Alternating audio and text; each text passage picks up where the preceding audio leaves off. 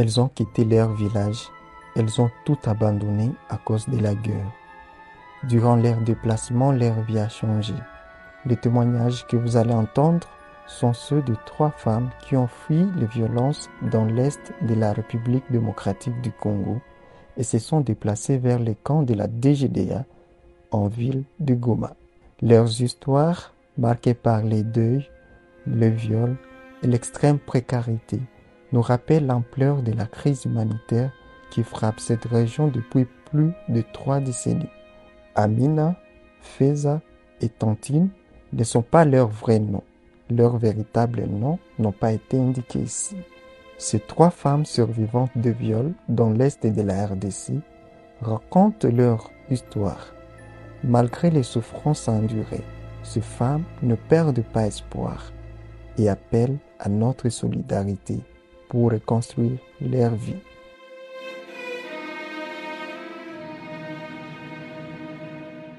Bihambwe, un nom qui résonne aujourd'hui comme un symbole de souffrance, était jadis une région paisible dans le fond du territoire de Masisi. Dans cette région meurtrie, de nombreuses femmes et jeunes filles ont vu leur vie basculer. C'est le cas d'Amina, 15 ans, qui va nous partager son histoire. Son parcours est un témoignage poignant des violences faites aux femmes et des conséquences humanitaires de ces conflits.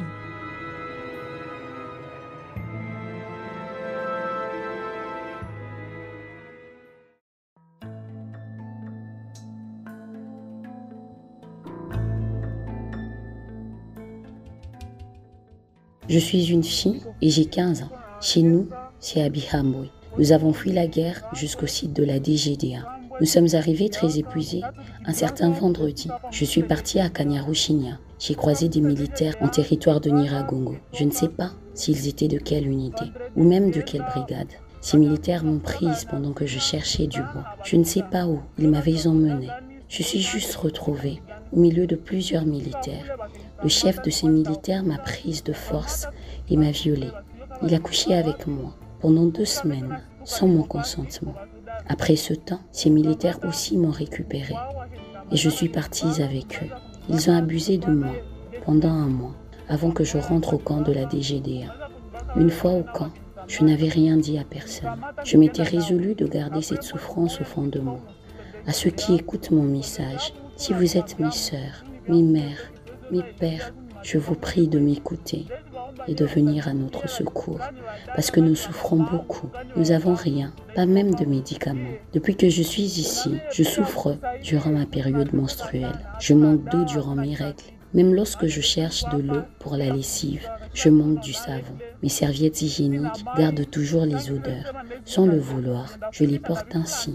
Je vous prie vraiment de penser à nous, les filles déplacées, parce que nous souffrons beaucoup. Chez nous, je faisais des petits commerces. J'achetais des maniocs pour les vendre. J'étalais aussi des bananes sur la route. Et la vie était paisible. Ici, je reste juste à un seul endroit. Je me déplace que pour aller chercher du bois. Et si je trouve des amarantes, je les prépare.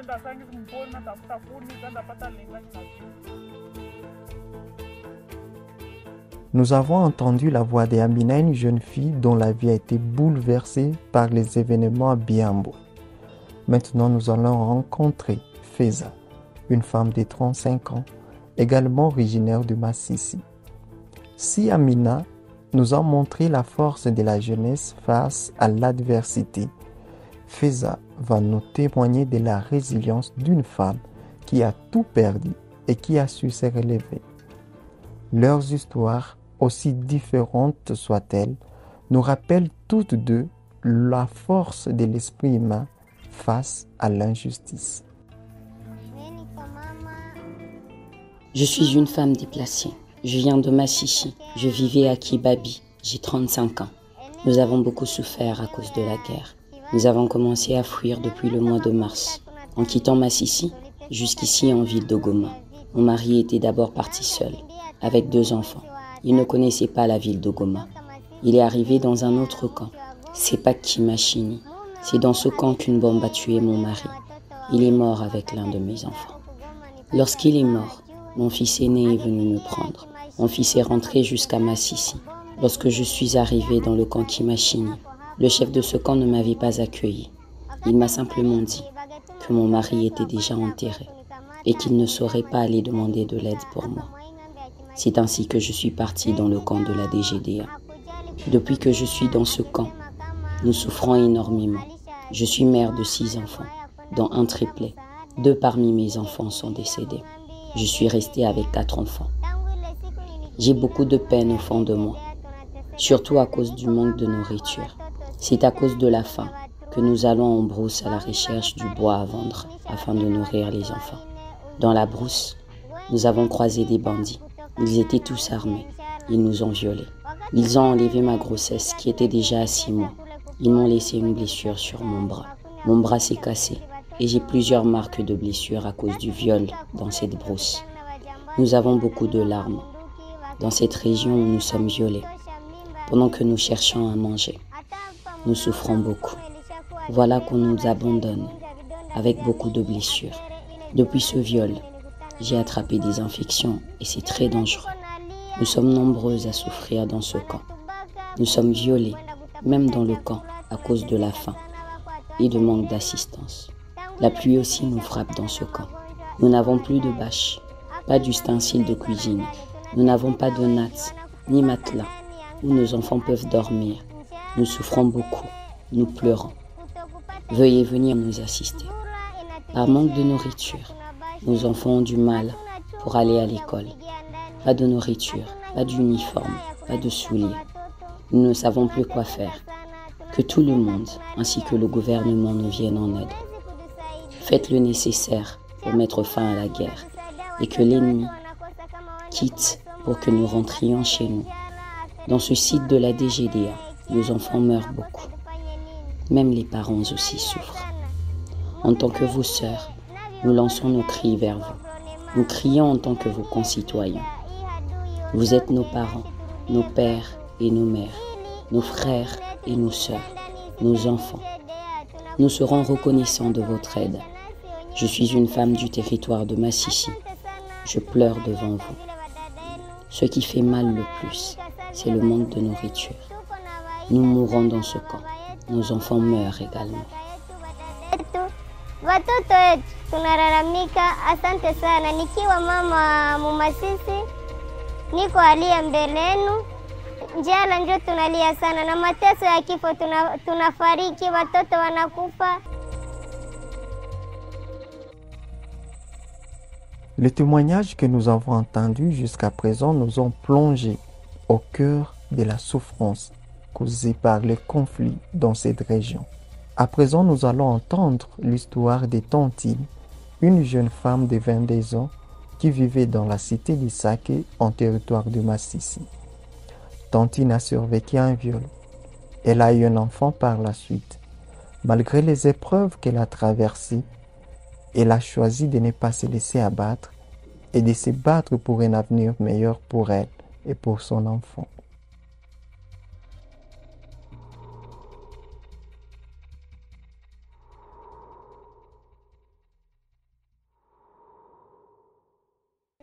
Bonjour, j'ai 22 ans. Je vivais à Saké. J'étais déjà au niveau de la 2e année. J'avais fui seule avant d'arriver dans le camp. 2 hommes étaient venus et m'ont violée. C'était la nuit pendant que je dormais. Ils ont bloqué ma bouche pour que je ne crie pas. C'est ainsi qu'ils ont abusé de moi. Une fois à l'hôpital à Saké, j'ai appris que j'étais enceinte. Les médecins m'ont dit qu'ils ne vont pas me faire avorter. Ils m'ont testé positive à des infections. Ils m'ont donné des médicaments pour ces infections. Ces médicaments m'ont guéri. Après, j'ai donné naissance à mon enfant. Actuellement, je suis dans le camp de la DGDA. Je n'ai pas d'emploi. Je suis encore trop jeune et j'aimerais rentrer à l'école. Je ne manquais que 2 ans pour finir l'école secondaire. Je suis trop jeune vraiment. L'un de mes bourreaux avait fui et je ne l'avais pas revu pour la 2e fois. Je n'avais rien, pas de savon, je n'avais pas de travail, je n'ai pas d'habits pour mon enfant. ni de lotion pour mon bébé. Prière de venir m'aider. Je suis venue de Saké. Et depuis que nous sommes ici, je peine pour trouver des dons. Je suis obligée de pratiquer le sexe de survie. Certains hommes me donnent 500 francs dans ce camp, juste pour coucher avec moi. Ce 500 francs me permet d'acheter du savon ou de la lotion pour mon bébé. Voilà comment je vis sans emploi dans ce camp. Je n'ai rien. À mes frères qui me suivent, venez m'aider. Je n'ai rien, pas même les habits pour mon bébé. Et pour quitter la maternité, ce sont d'autres déplacés qui avaient cotisé pour moi. Ils cotisaient chacun 500 francs. D'autres m'ont offert des habits qu'ils trouvaient à 500 francs dans des petits marchés. Je suis sortie de la maternité en babouche. Je vous prie de m'aider. Mon enfant se trouve ici au camp, chez nos voisins. Moi, je n'ai rien. Je ne sais pas où sont mes parents. Je ne sais pas la direction qu'ils avaient prise lors de notre déplacement. Je suis seule sans mari. Et comme je n'étudie pas, mon seul désir est de rentrer à l'école. J'ai manqué du travail, ni de capital pour faire du commerce. Mon enfant tombe régulièrement malade. Je ne gagne rien pour ma survie. Veuillez m'aider avec tout ce que vous pouvez trouver. Je serai ravie de le recevoir. Quand on n'a rien, on se contente de ce qu'on trouve.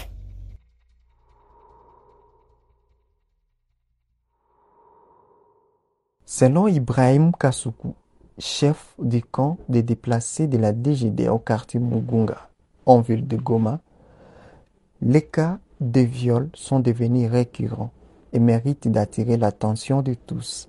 Nimeanza ongoza site ya DGDA. Ni hapa sasa hivi. J'ai commencé à diriger ces sites de la DGDA il n'y a pas très longtemps. Ça fait environ 3 semaines.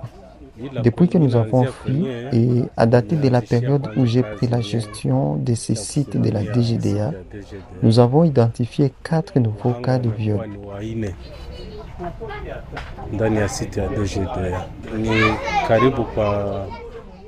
Ces cas ont été répertoriés dans seulement 3 semaines. Il s'agit de 2 femmes et 2 filles. Je demande qu'il y ait des interventions des ONG afin de venir en aide aux personnes déplacées dans le site de la DGDA. Parce que nous faisons face à plusieurs difficultés.